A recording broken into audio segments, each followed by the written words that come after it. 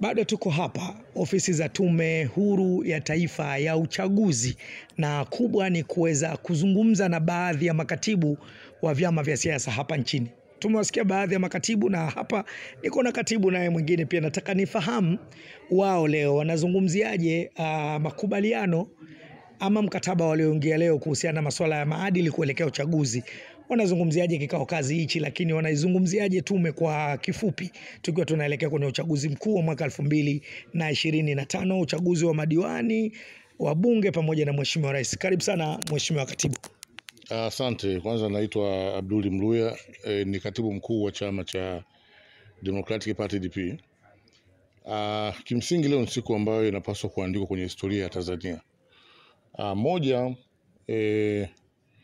ni siku ambayo inakutanisha taratibu za uchaguzi za Tume Huru ya Taifa ya Uchaguzi. Sio Tume ya Taifa ya Uchaguzi, Tume Huru ya Taifa ya Uchaguzi. Na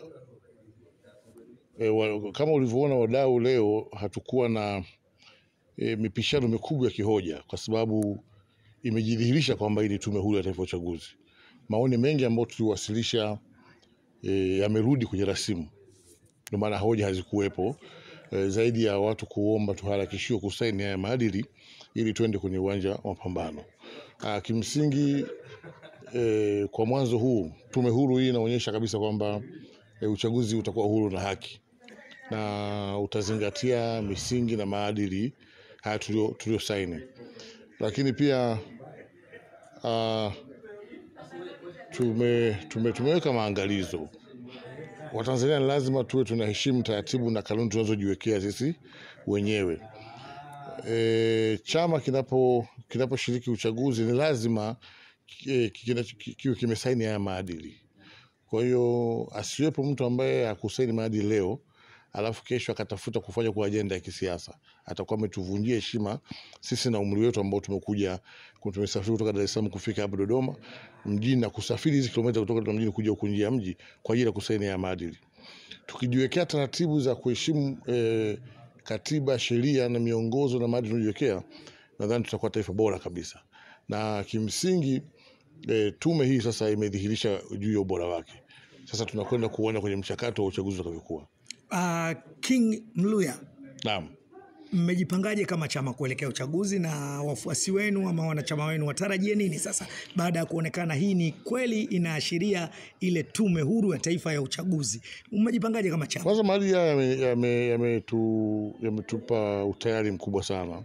Tulikuwa na kigugumizi cha kutangaza mkutano mkuu utakuwa lini kwa ajili ya kuchagua mgombea urais, mgombea mwenza na mgombea wa Zanzibar.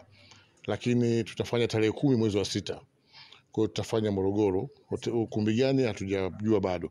Lakini mkutano mkuu utakuwa tarehe 10 mwezi wa 6 Morogoro, ambao utakwenda kumteua mgombea urais, mwenza na rais wa Zanzibar.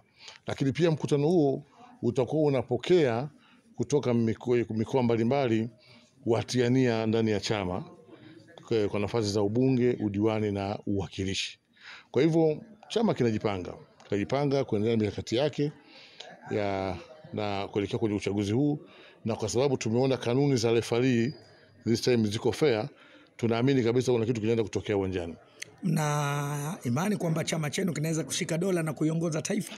Uchaguzi mgumu wa 2020 tulipata diwani Kigoma.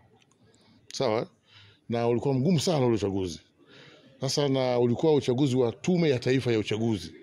Huu unakwenda kwa Tume Huru ya Taifa ya Uchaguzi. Kwa hiyo tuna imani kabisa tunakwenda kufanya vizuri. Na si ajabu tukaunda halmashauri. Wito wako kwa wanachama wa chama chako na Watanzania ni upi kuelekea uchaguzi? Kwanza, kila Mtanzania ajue ana haki ya kuchagua na kuchaguliwa. Hiyo ni haki ya msingi kabisa, kuchagua na kuchaguliwa. Kwa hiyo wasijiweke katika sehemu ya kupiga kura tu, wajiweke pia katika sehemu ya kupigiwa kura. Na hapa niseme tu wazi, nimeona baadhi ya wenzetu wengine wamenikumbusha sisi wa zamani, wale waasi wadai wa Tanganyika G55, na nimesikia imeibuka tena na wale watu wanalilia haki ya kugombea. Tunawakaribisha DP waje, tutawapa nafasi, watasimama, watagombea ili wakidhi matakwa yao ya kisheria. Hii swala la kugombea ni swala la katiba, sio ombi. sawa, sio zawadi, sawa. Na tutambue kwamba kila Mtanzania ana haki ya kuchaguliwa. Kwa hivyo nawahamasisha wananchi, vyama viko 19 waende wakaombe kupeperusha bendera, kwa sababu unaweza ukajiona ufai, lakini kwenye jamii yako unapokaa wanakuona unafaa, eti tu kwa sababu kwamba haushiriki siasa. Kila mwananchi ana talent yake Mwenyezi Mungu amempa, na ni waombe wana DP wakija huko wapokeeni, lakini ni waombe wana DP na Watanzania kwa ujumla wajiandae kwenda kwenye uchaguzi ambao tuhakikishe kwamba tunakwenda kufanya uchaguzi wa haki, uchaguzi wa amani, uchaguzi wa utulivu, na tumalize uchaguzi pasiwepo na mtu yote ambaye ameguswa mongoni. Tukushukuru sana katibu. Asante sana Bwana, shukrani.